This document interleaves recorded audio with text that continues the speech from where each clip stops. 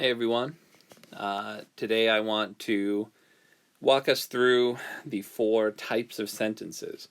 And this is something that, very rarely will you think to yourself when you're writing, like, wow, I really need a compound sentence there. But when you're aware of the four different types of sentences, it can help you as a writer, because if you've ever received feedback on sentence variety, if all your sentences sound the same and have the same rhythm, then it's easy for whatever you're writing to sound boring. And so by switching up the different sentence types in our writing, we can make our writing more engaging. And this will also teach us a little bit about some of the most important punctuation that we use, particularly the semicolon. So there's really two building blocks of a sentence. There's more that we can talk about, like different kinds of phrases and stuff like that. But when we break it down to the biggest, widest lens that we have, then there's two pieces to build sentences. There are independent clauses and there are dependent clauses.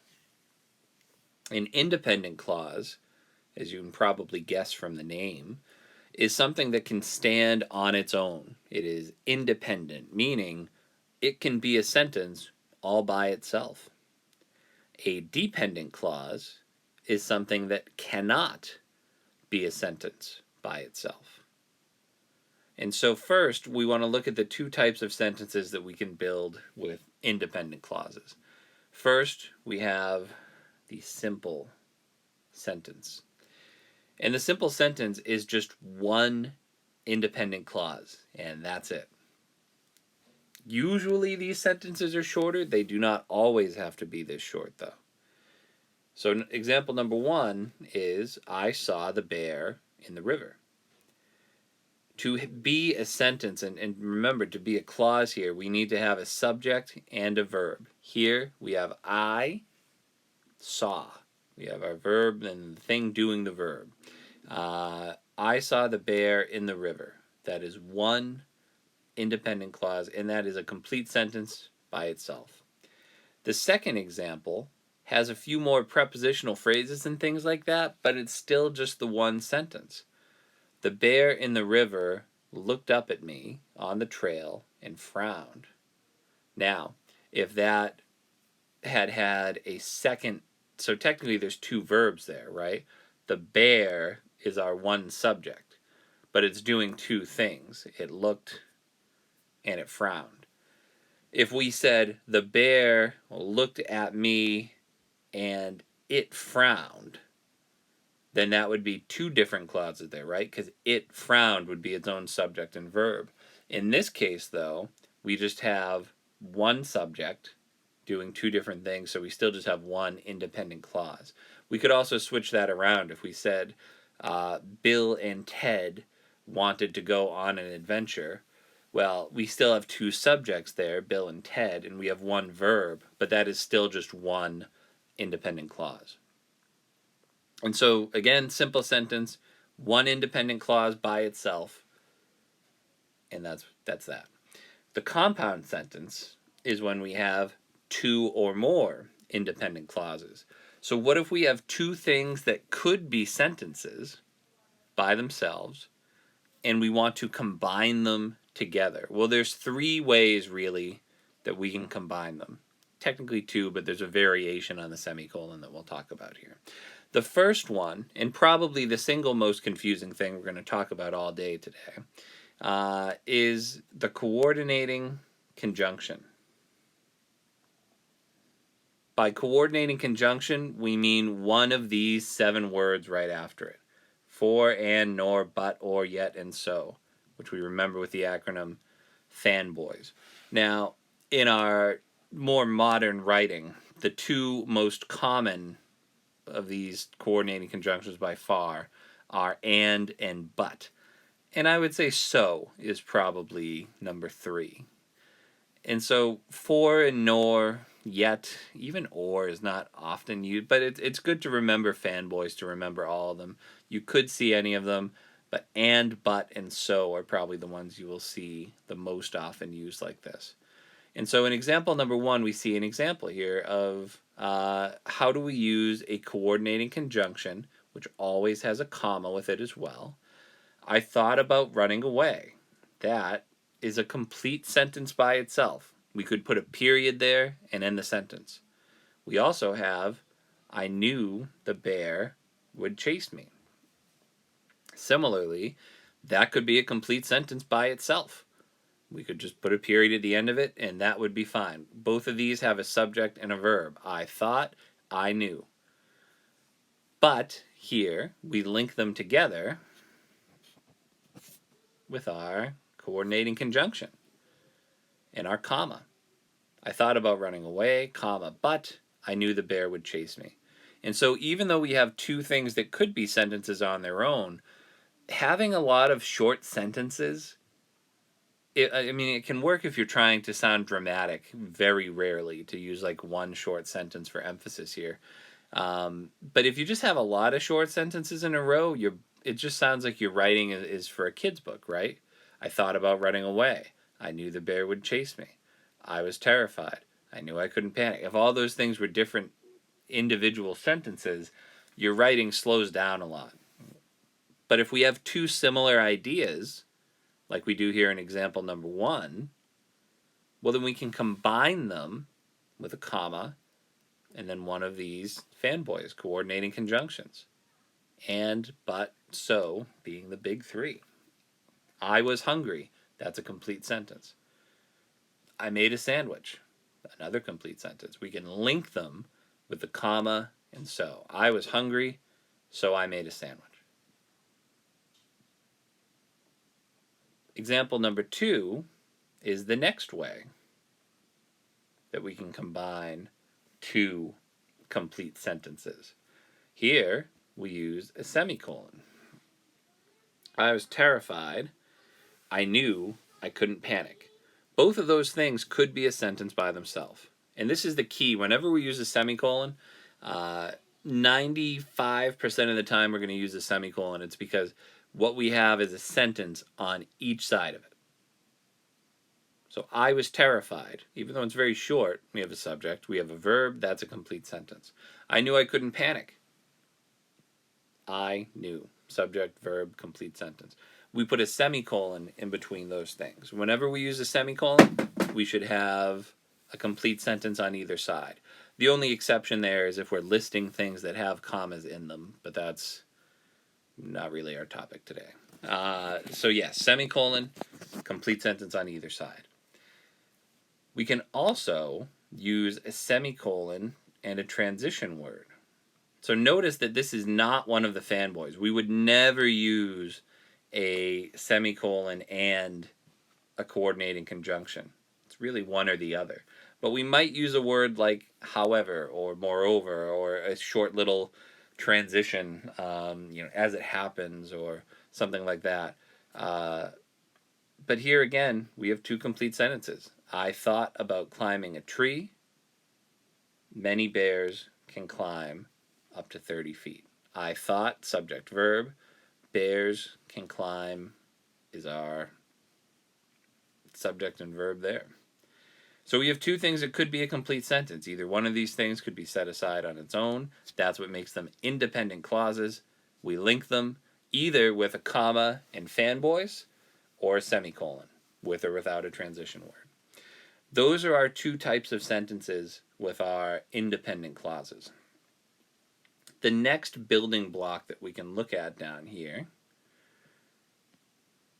is the dependent clause.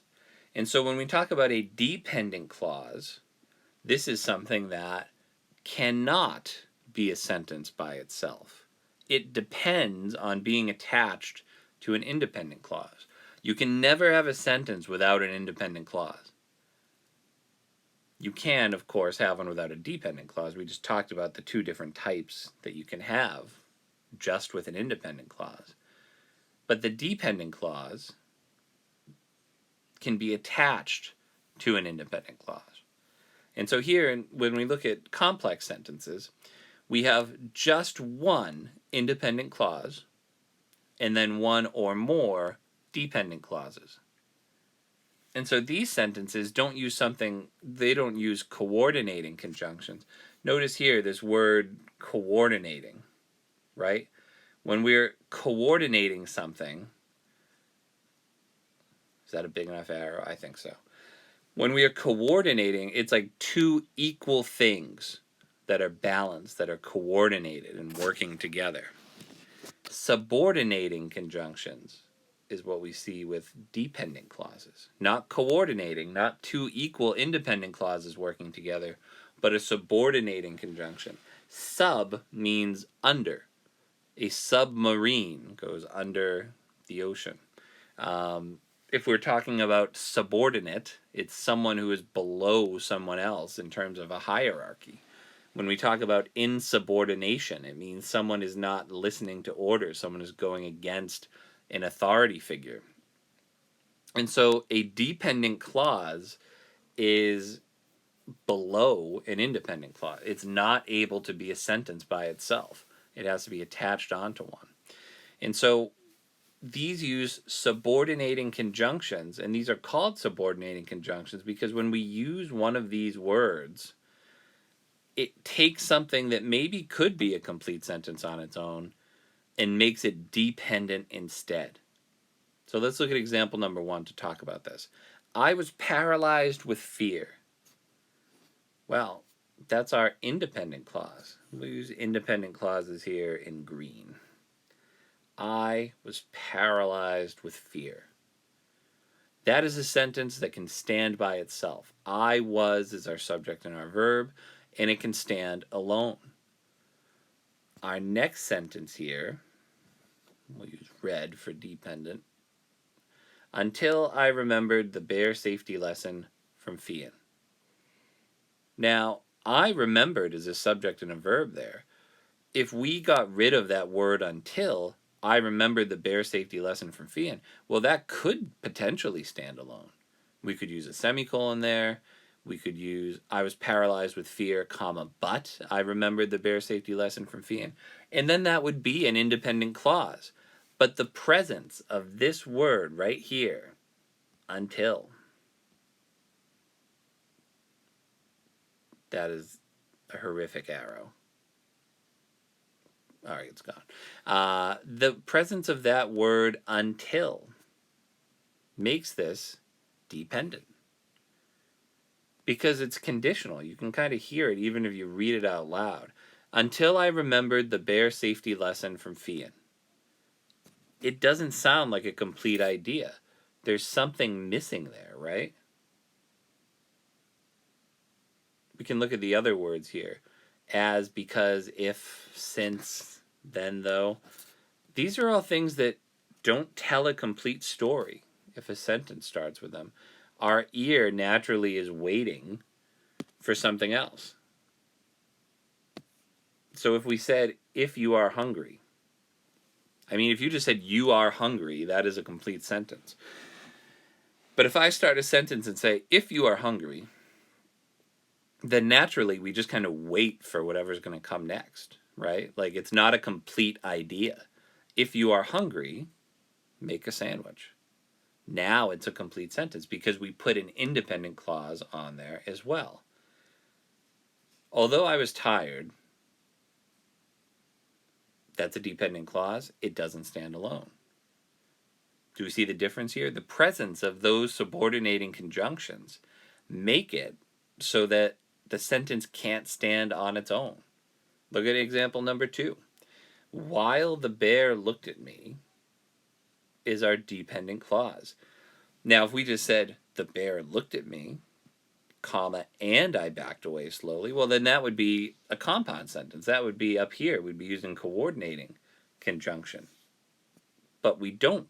Here it's while. While the bear looked at me is not a complete idea, but it's attached to an independent clause. While the bear looked at me, I backed away slowly without making eye contact. I backed away slowly. That is our main independent clause there, right? Subject, verb, and independent. the presence of that word while subordinates that whole clause. The last one is usually the longest sentences here. This is the compound complex, and it's really just combining our second and third type of sentence. The compound sentence is the two or more independent clauses. The complex sentence adds the dependent clause, and this is a combination of the two. So we have a compound sentence, and we also have a dependent clause there as well. So we have two or more independent clauses, and then we have a dependent clause too. The biggest key for this is just being able to recognize what is independent, what is dependent. Here, while I was talking in a normal voice and slowly waving my arms. Notice there that there's two verbs, but there's only one subject, so that's all the same clause. So while subordinates that. That is not a complete sentence because of that word while. I continued to move away. That's an independent clause. But the bear stood up to look at me. There we have our compound sentence, right? Using fanboys, that comma and but right there link to independent clauses. We have a dependent clause as well. That means it is a compound complex sentence. And then we have our last long one here. If you are attacked by a black bear. Not a complete sentence. That word if makes that dependent. Look at the next one. You should try to fight it off. Well, you should, subject, verb. Here, we have an independent clause. Comma, but, fanboys, linking to independent clauses. You should play dead. And then we also here have a couple other dependent clauses, which you can distinguish by the hump on its back. And we also have, technically, when attacked by a grizzly bear. That's a noun clause. Again, this is not supposed to be an exhaustive mastery of the sentence types here, but it's worth paying attention to two big things, I'd say, for the takeaways for this. Number one, the different types of sentences can help you vary your own writing to make it more engaging. And so if you're looking back at your something you submit, and every sentence is constructed the same way, it has the same structure, shake it up. If you notice, I'm using so many compound sentences in a row here, well, throw in a complex one. Throw in a compound complex, or just a simple one to vary your length of sentences and the structure.